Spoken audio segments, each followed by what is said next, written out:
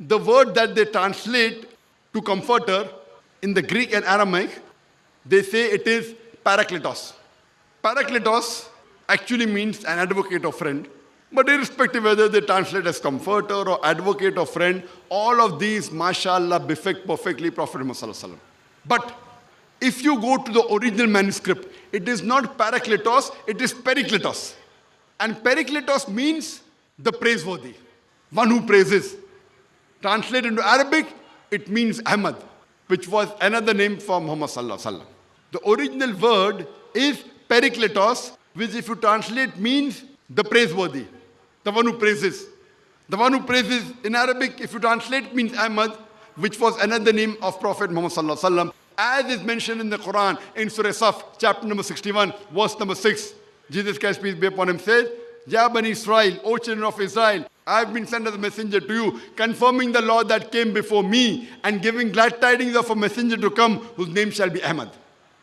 So original word is perikletos, which means Ahmad. But irrespective, whether it is parakletos or perikletos, whether it is Ahmad, the one who praises, or advocate, or friend, or comforter, alhamdulillah, summa alhamdulillah.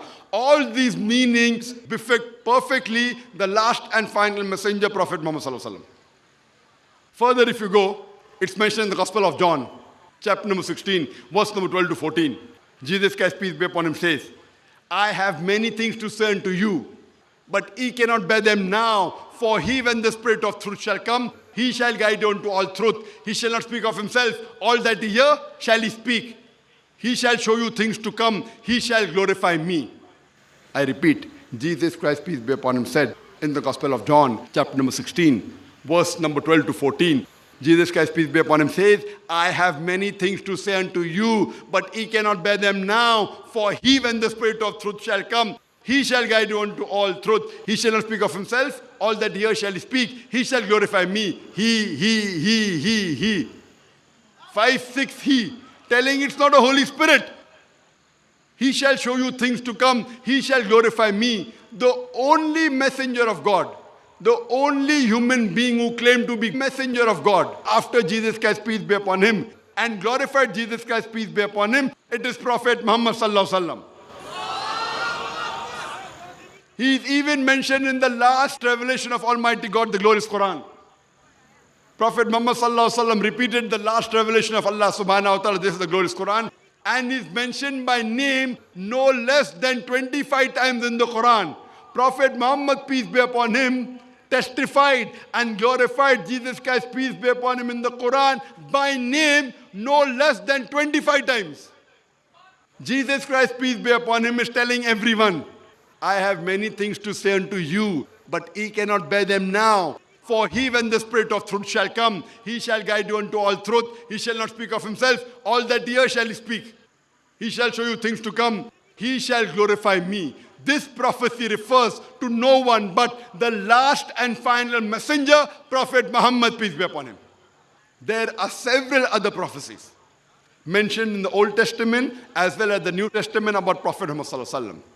The criteria given by Jesus Christ, peace be upon him, about knowing a true prophet is mentioned in the Gospel of Matthew, chapter number 7, verse number 16 to 20. Jesus Christ, peace be upon him, says, by their fruits ye shall know them.